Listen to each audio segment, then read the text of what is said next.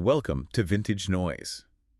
Today we are looking at a car that, you don't often see on the cover of classic car magazines. No. But its influence on the American road, and frankly on Ford's bottom line, was absolutely immense.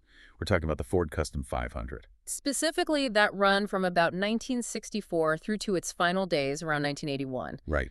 And it's so easy to just dismiss it as the bare bones model, the entry point. Well, it was. It was, but that's precisely what makes it so important. This was Ford's workhorse. It did the heavy lifting for all those huge fleet sales police, taxis, government cars. And that's the core of what we want to get into, this incredible duality.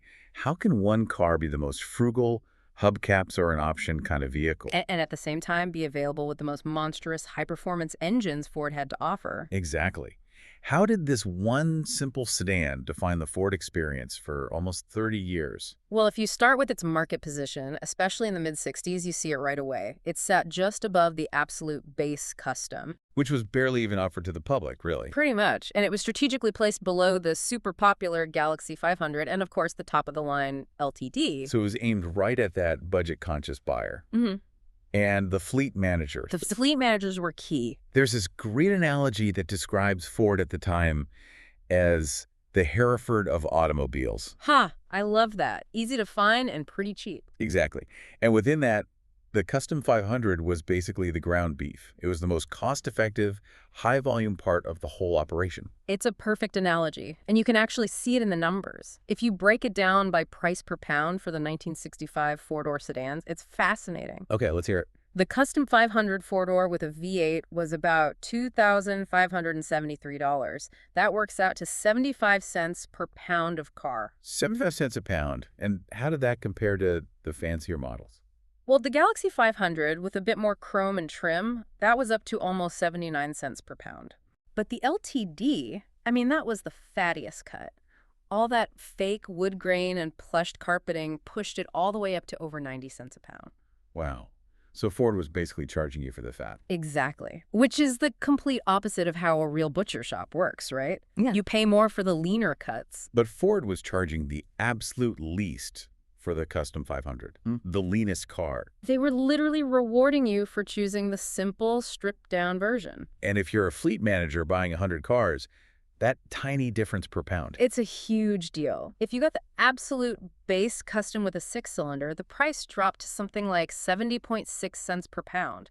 That's an enormous saving in bulk. It's almost like scrapple, that sort of frugal, honest food that people might look down on at first. But it gets this devoted following because it's just simple and good. Yes. The Custom 500 was that thrifty Ford identity personified. Yeah. It wasn't pretending to be a luxury car. And that's what Ford was selling. Honest, hard-working transportation. But it wasn't just about being cheap. The 1965 model year changed everything. It wasn't just a facelift.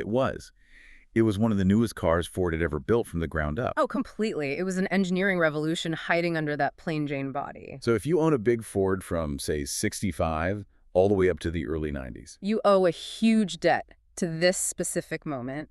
They threw out the old flexible chassis and brought in a totally new perimeter frame design. So for people listening, what does that actually mean? A perimeter frame? Yeah. How did that change the car? It was a massive shift. The pre-65 cars could feel a little loose. The new frame was like a solid ladder under the car. It made it way stiffer, safer in a crash, and so much quieter. Better ride. A much better ride. Yeah. And that wasn't all. They also updated the suspension. They got rid of the old leaf springs in the back, right? Yes. They moved to a modern coil spring rear suspension. That basic architecture, the frame, and that suspension setup was so good, so robust. That it became the foundation for almost everything else. For everything. The LTD, the Crown Vic, the Panther platform cars. Their DNA goes right back to this 1965 design. Wait a minute. So you're saying a 1990s Crown Victoria police car or taxi has its engineering roots in the 65 Custom 500 platform? That's exactly what I'm saying. It's an incredible testament to how right they got it back then. And they made it lighter, too.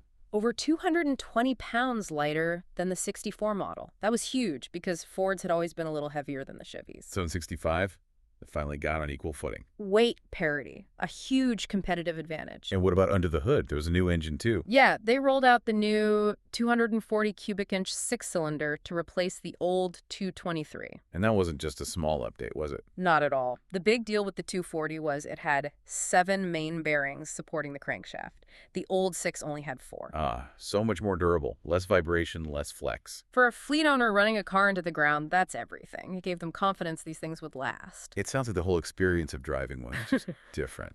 It was night and day. The post-65 Fords felt tight, modern. They absorbed bumps better. It was a huge leap forward, and it all started with their most basic car. Okay, so you have this amazing new foundation, but it lived this double life, right? Yes. Okay. On one hand, you have most of them sold just as intended. Simple, reliable cars with a 6-cylinder or a small 289 V8. And very often a 3-on-the-tree manual transmission, total no-frills stuff. But that plain look was the perfect camouflage. The perfect camouflage. Because the Custom 500 was the lightest full-size car Ford sold, it was the go-to platform for guys who wanted to go fast without drawing attention. So a real sleeper fan could order the plainest car possible. And then tick the box for the meanest engine Ford made. You could actually do that. Oh, yeah. Yeah. You could get the Ford 2-ton of V8, the legendary R-Code with dual 4-barrel carbs, pushing 425 horsepower. In a Custom 500. In a plain black Custom 500 sedan. Imagine that pulling up next to you at a light. It looked like Grandpa's car, but it would absolutely destroy purpose-built muscle cars. That is just fantastic. Yeah. A stripped-down chassis with a race engine. The ultimate Q-ship. But that kind of ordering freedom didn't last forever. The 6-cylinder and the manual were standard until '72. What changed in 1973? Regulation, specifically safety regulations. The new federal mandates for 5 mph bumpers added a ton of weight to the cars. Right, those huge bumpers. They added so much mass that the little 6-cylinder just wasn't powerful enough to move the car effectively anymore, especially if you had air conditioning. So Ford just dropped it. Dropped the 6-cylinder and the manual transmission from the full-size lineup entirely. From '73 on, every big Ford, including the Custom 500, came standard with a V8, at least a 351, and an automatic. And that automatic was the select shift. We should probably define that. Sure. Select shift was just Ford's name for their 3-speed automatic. The shift part meant you could manually hold it in first or second gear if you wanted. It was tough, reliable, perfect for fleet use. And speaking of fleet use, that's really what the Custom 500 became, right? It did. After about 1972, the base Custom was gone, and the Custom 500 became pretty much a dedicated fleet vehicle in the U.S., especially after '75 or '76. The public was buying the LTD. The police packages are the perfect example of how tough these cars were. Let's look at the 1970 packages. Right. You could get them on the Custom 500, even the wagon. And the top dog was the Interceptor package. That was the serious one. It was built around the big 428 V8, rated at 360 horsepower. It came with the heavy-duty select shift, better brakes, a reinforced frame, dual exhaust. The works. It was built for high-speed chases. And then there was the Deputy package for, I guess, less intense duty. Yeah, that usually had the 390 V8, still had heavy-duty shocks and springs. But my favorite detail is the optional 100,000-mile front seat. 100,000-mile front seat. Can you imagine the abuse a police or taxi seat takes? That one option tells you everything about who Ford was building these cars for? And these cars got around. I mean, their reach went far beyond the U.S.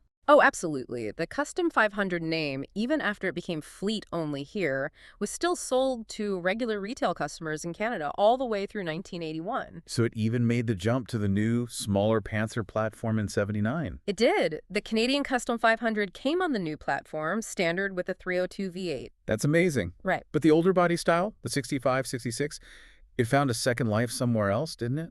It did, down in Brazil. It was built there and sold as the Ford Galaxy 500, and it kept rolling off the assembly line until the early 1980s. A design from 1964 lasted for 2 decades on another continent. So when you step back and look at the legacy, what do you see? This humble car, priced like ground beef. It was actually cutting edge when it came out in '65. It became the backbone for police fleets all over the country. And it was just honest, dependable transport for millions of people. It really helped Ford capture a huge chunk of the market. And that was the strategy. Ford's genius was to use the Custom 500 to outflank Chevrolet. Chevy had the Impala and then the fancier Caprice. Ford wedged the Custom 500 right in that gap. A price point and feature set that Chevy just didn't have. Exactly. And between 65 and 73, Chevrolet lost a huge piece of the full-size market, and Ford picked up almost all of it. The Custom 500 was their secret weapon. It really was. A market weapon built on brilliant engineering. Absolutely. Which brings us to a final question for you to think about.